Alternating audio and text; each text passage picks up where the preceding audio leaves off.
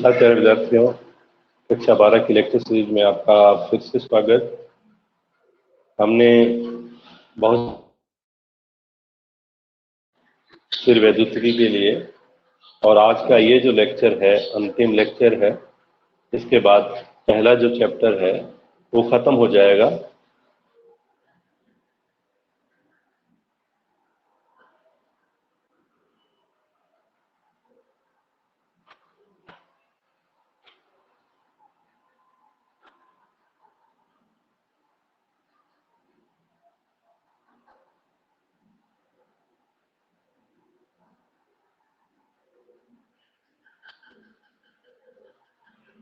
ये last topic है इस चैप्टर का। तो हमें देखना है भाई, किसी आवेशित चालक गोले के कारण विद्युत क्षेत्र की तीव्रता। इससे जो पीछे हमने टॉपिक किया था वो टॉपिक था हमारा आवेशित गोलीय कोश के कारण। एक चालक गोला था, उसमें से बीच का माल निकाल दिया, इसके अंदर का जो माल है वो निकाल दिया तो वो गोलीय कोश बन गया। लेकिन इसमें क्या है, ये अंदर से ठोस है। ये चालक गोला क्या है, ठोस गोला है। और जब किसी चालक गोले को हम जब आवेश देते हैं तो वो आवेश उसके संपूर्ण पृष्ठ पर समान रूप से वितरित हो जाता है।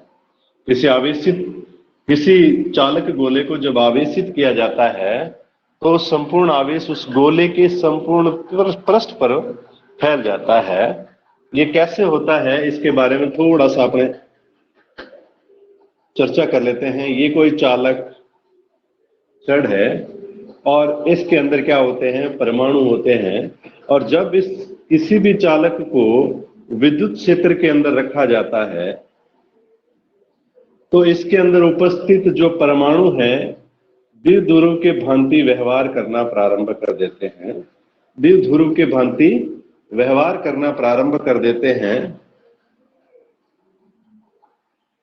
और द्विध्रुव का ऋण सिरा इस तरफ, धन सिरा इस तरफ, ऋण इस तरफ, धन सिरा इस तरफ। देखो भाई, ये दो द्विध्रुव के भांति व्यवहार करेगा, जिसमें ऋण सिरा इस तरफ विद्युत क्षेत्र की तीव्रता इस तरफ प्लस है, माइनस इस तरफ, और प्लस इस तरफ, फिर माइनस इस तरफ, प्लस इस तरफ। तो ये क्या करते हैं, एक दूसरे के प्रभाव को खत्म कर देते हैं। तो अंतिम छोर पर जो रहता है उसी के कारण आवेश रहता है। तो यदि हम धनावेश देंगे तो पूरा पूरा पृष्ठ धनावेशित हो जाएगा, अगर ऋणावेश देंगे तो पूरा का पूरा पृष्ठ ऋणावेशित हो जाएगा। तो जब किसी चालक को विद्युत क्षेत्र में रखा जाता है तो जो आवेश है उस चालक के पृष्ठ पर आ जाता है। तो हमने क्या किया, इस गोले को जो निरावेशित था इस गोले को विद्युत क्षेत्र में रखा, इसको आवेशित किया। तो आवेशित करने पर आवेश इसके संपूर्ण पृष्ठ पर समान रूप से वितरित हो जाता है। ठीक उसी प्रकार होता है जिस प्रकार की खोखले गोले पर होता है। तो इसके अंदर जो विद्युत क्षेत्र विद्युत आवेश है वो शून्य रहेगा। उसमें भी विद्युत आवेश शून्य था। सिमिलरिटी है, ज्यादा बड़ा टॉपिक नहीं है, वैसा ही काम करना है, आपने कुछ नहीं करना है। इसमें भी हम क्या करेंगे, तीन स्थितियां लेंगे।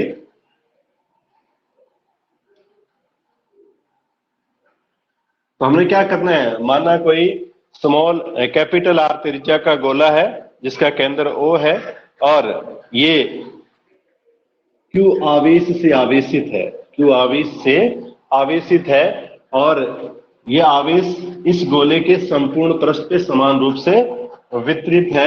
इस गोले के कारण हम बिंदु P पर विद्युत क्षेत्र की तीव्रता ज्ञात करना चाहते हैं। बिंदु P की तीन स्थितियां हो सकती हैं। जब बिंदु P गोले के भीतर हो, अर्थात बाहर लिख दो एक बार, बाहर हो, अर्थात R is greater than capital R। दूसरी कंडीशन वही, जब बिंदु P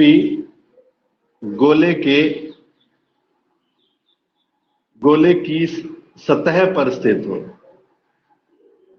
कब? में R बराबर कैपिटल R। और तीसरी कंडीशन जो हमारी थी वह थी जब बिंदु P गोले के क्या था, अंदर स्थित हो। अंदर हो तो R is less than capital R। तो ये तीनों कंडीशन हमने उसमें करी थी। ठीक इसी तरीके उसी नियमों का पालन करते हुए हमने काम करना है, क्योंकि ये जब इसको आवेशित किया जाता है तो ये खोखले गोले की भांति व्यवहार कर रहा है, क्योंकि आवेश उसके संपूर्ण पृष्ठ पर रहा, भीतर कोई आवेश नहीं है। तो ये बात हमेशा याद रखनी है। और इसका ठीक उल्टा होता है अचालक। अगर अचालक गोला है और उसको आवेश दिया जाता है तो उसके संपूर्ण आयतन में आवेश आ जाता है, लेकिन चालक गोले में ऐसा नहीं होता है। तो हम पहली कंडीशन पर बात करते हैं। पहली कंडीशन हमारी जब बिंदु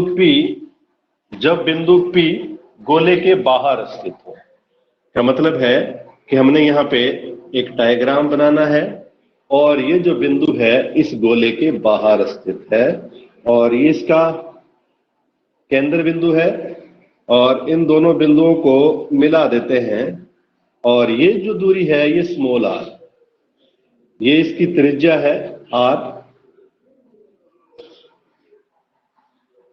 अब हमने क्या करना है, बिंदु P इसको हम r त्रिज्या का गोला मानना है, स्मॉल r त्रिज्या का गोलीय पृष्ठ लेना है, जिसको हम क्या बोलते हैं, गाउसीय पृष्ठ। गोलाकार स्मॉल r त्रिज्या के गोलाकार गाउसीय पृष्ठ की कल्पना करते हैं और बिंदु P पर एक क्षेत्रफल अल्पांश लेते हैं। बिंदु P पर हम क्या करते हैं, एक क्षेत्रफल अल्पांश लेते हैं।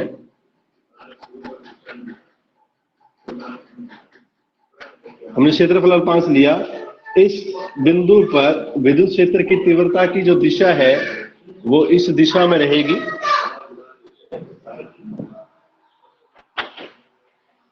विद्युत क्षेत्र की तीव्रता की दिशा इस दिशा में रहेगी और यानी कि इकाई सदिश इसी दिशा में रहेगा और इसी दिशा में रहेगा क्षेत्रफल सदिश। हमने ये डायग्राम बढ़िया से बनाना है और इस गोले को क्या दर्शाना है, आवेशित तो दर्शाना है, आवेश दर्शा देना।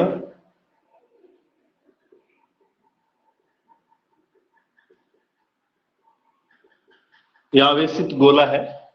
तो देखो भाई,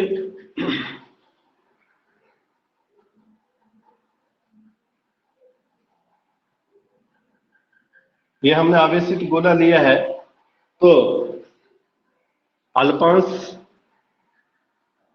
dA से निर्गत फ्लक्स, अल्पांश dA से निर्गत फ्लक्स, तो हम बोलेंगे d phi e। तो ये पूरा d phi e मत लिखो, आप लिखो गाउसीय पृष्ठ से निर्गत flux phi e is equal to integration for close surface E vector dot dA vector is equal to summation of Q upon epsilon not. Summation of Q upon epsilon not. तो देखो भाई, यहां पर phi e is equal to integration for close surface E dA cos theta is equal to summation of Q upon epsilon not. फिर integration E dA cos 0 degree.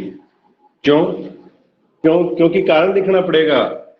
कारण क्या था, क्योंकि E वेक्टर जो है पैरेलल है dA वेक्टर के, इसलिए थीटा बराबर 0 डिग्री। बराबर हमने लिख दिया sigma Q upon epsilon not. और दूसरी बात, हमने टोटल आवेश कितना लिया था, Q लिया था, इसलिए सिग्मा Q बराबर Q आ जाएगा। दोनों के मान हम इस इक्वेशन में रख दें।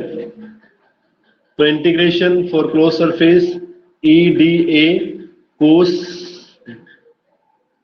0 डिग्री यहां रखा ही हुआ है और इसको हमने Q बटे में एप्सिलॉन नॉट लिख दिया। अब इसकी वैल्यू पुट कर दें, 1 आ जाएगा, तो हमारे पास वैल्यू आएगी EDA is equal to Q upon epsilon not. अब यहाँ EDA क्यों आया, कारण लिखना पड़ेगा, चूंकि कोस 0 डिग्री बराबर 1, कोस 0 डिग्री बराबर 1। ये करने के बाद आगे चलते हैं, इसको हम इक्वेशन नंबर दे देते हैं, इसको 1 दे दो, ये 2 और ये 3।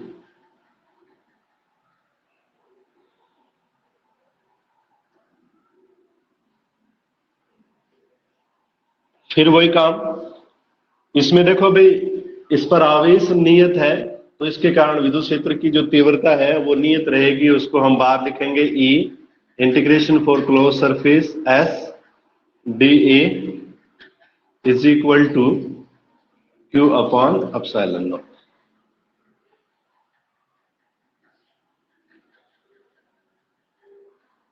इंटीग्रेशन SDA क्या है, गोले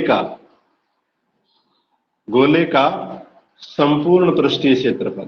क्या है, संपूर्ण पृष्ठीय क्षेत्रफल कितना था भी, ये हमने इस गोले की बात कर रहा है, जो डैश डैश से प्रदर्शित कर रहा है, उस गोले का क्षेत्रफल कितना होगा, तो वो होगा 4πr²।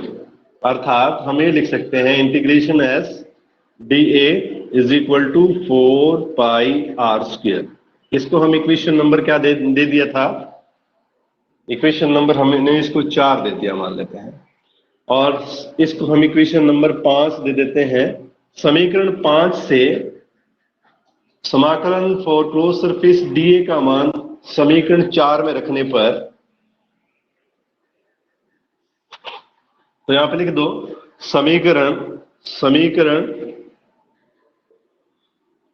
5 से integration for close surface DA का मान 4 में रखने पर, 4 में रखोगे तो हमारे पास आएगा E into 4πr² is equal to Q upon epsilon not. इसी को हम हल करेंगे तो हमारे पास आएगा 1 बटे में 4π एप्सिलॉन नॉट डॉट Q बटे में r²। और इसी को हम अगर सदिश रूप में लिखना चाहते हैं तो हम लिखेंगे E vector is equal to 1/4π epsilon not Q बटे में r² r कैप। ये हमारी इक्वेशन नंबर 4, नहीं इक्वेशन नंबर 6 और इक्वेशन नंबर 7। देखो भाई ये जो समीकरण नंबर 6 है, ये आवेशित चालक गोले के कारण बाह्य बिंदु पर विद्युत क्षेत्र की तीव्रता के परिमाण को व्यक्त करती है। तो यहां पे O लिख दें, O मीन्स आउट, OUT लिख दें चाहे O लिख दें, एक ही बात है। ये बाहर की बात करेगा, आउट में विद्युत क्षेत्र की जो तीव्रता रहेगी वो ये रहेगी। और समीकरण 7 जो है विद्युत क्षेत्र की तीव्रता के सदिश रूप को निरूपित करती है, प्रदर्शित करती है, अभिव्यक्त करती है।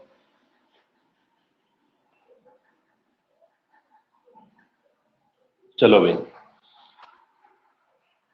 तो ये था भाई चालक गोले के बाहर स्थित बिंदु पर हमने विद्युत क्षेत्र की तीव्रता ज्ञात कर ली है। ज्यादा मुश्किल नहीं है, बहुत ही आसान है। हमने यहाँ पे गाउसीय पृष्ठ लेना है जिसकी त्रिज्या क्या है, स्मॉल r है, गोलाकार गाउसीय पृष्ठ लेना है। और जब भी आप गाउस नियम की बात करोगे तो बंद पृष्ठ की कल्पना आपको करनी पड़ेगी। बाहर अगर कोई बिंदु ले रहे हो तो हमें काल्पनिक बंद पृष्ठ की कल्पना करनी पड़ेगी, और बंद पृष्ठ की कल्पना करी है उसी से फ्लक्स निकलेगा, उस फ्लक्स को ज्ञात करेंगे और उस फ्लक्स के अंतर्गत हम संपूर्ण क्षेत्रफल का सूत्र लगा देंगे और ई को अलग रख के बाकी को उधर कर देंगे, तो हमारे पास विद्युत क्षेत्र की तीव्रता के परिमाण का सूत्र आ जाएगा। और इसी को हम सदिश रूप में व्यक्त करने के लिए, क्योंकि विद्युत क्षेत्र की तीव्रता इस दिशा में है, एकांक सदिश से गुणा कर देंगे परिमाण को, तो हमारे सदिश रूप आ जाएगा। इस तरीके से हमें काम करना है।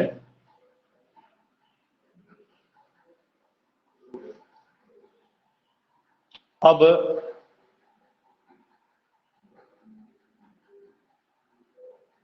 गोले 2 नंबर, जब बिंदु P गोले की सतह पर स्थित हो, यहां पे हमने लिखा था R is equal to R, का मतलब ये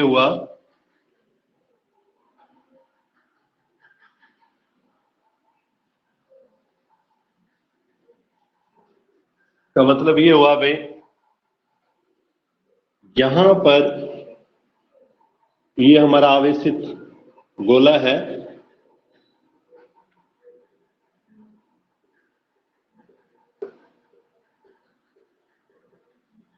और बिंदु P इसकी सतह पर कहीं पे भी है। मान लेते हैं कि बिंदु P यहां पे है, बिंदु P कहां है, यहां स्थित है, और यहां पर हमें किसी प्रकार की गौसीय पृष्ठ की कल्पना करने की जरूरत नहीं है, क्योंकि इस गोले का खुद का पृष्ठ है और ये दूरी R है और हमें पता है कि ये कैपिटल R है, दोनों ही गोले की त्रिज्याएं हैं, और इसके कारण हम इसके सतह पर विद्युत क्षेत्र की तीव्रता ज्ञात करेंगे, तो हमारा सूत्र हो जाएगा, जो इक्वेशन आई थी 7, 6 और 7, 6 में आया था हमारे पास 1 में 4 pi epsilon not dot Q बटे में R स्क्वायर था, तो R की जगह हम कैपिटल R रख दें, क्योंकि R is equal to capital R, तो यहाँ पे R स्क्वायर रख देंगे और वेक्टर फॉर्म में लिखेंगे तो वही बात 1 में 4 pi epsilon not dot Q बटे में R स्क्वायर R कैप आ जाएगा, R स्क्वायर R कैप आ जाएगा। ये हमारी इक्वेशन नंबर, इसको हम 7, 8 मान लें और ये 9 हो जाएगी। ठीक इसी तरीके से हमारा तीसरा पॉइंट, इसको मैं मिटा देता हूं। तीसरा पॉइंट हमारा था, जब बिंदु P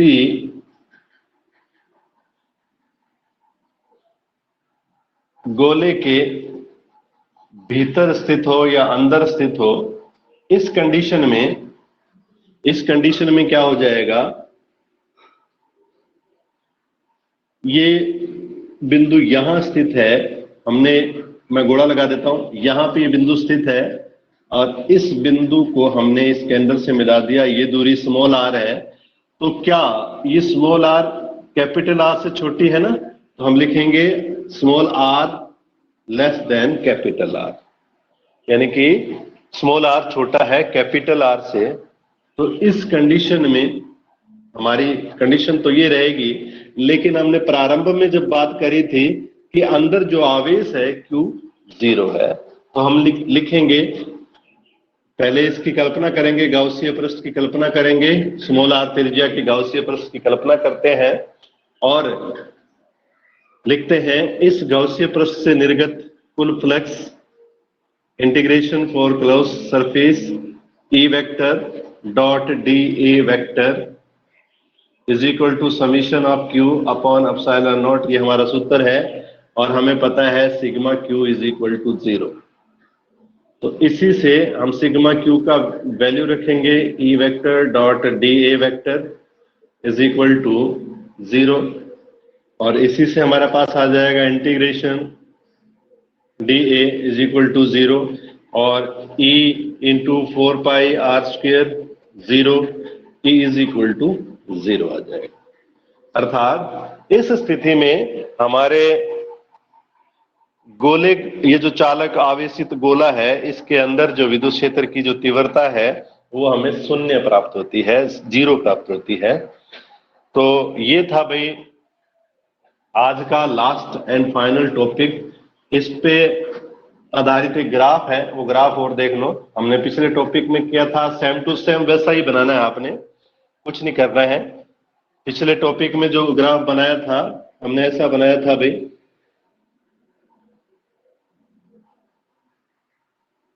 और दुष्यंत ने काम करके उसी दिन बता दिया था कि, और ग्रुप में डाल दिया था।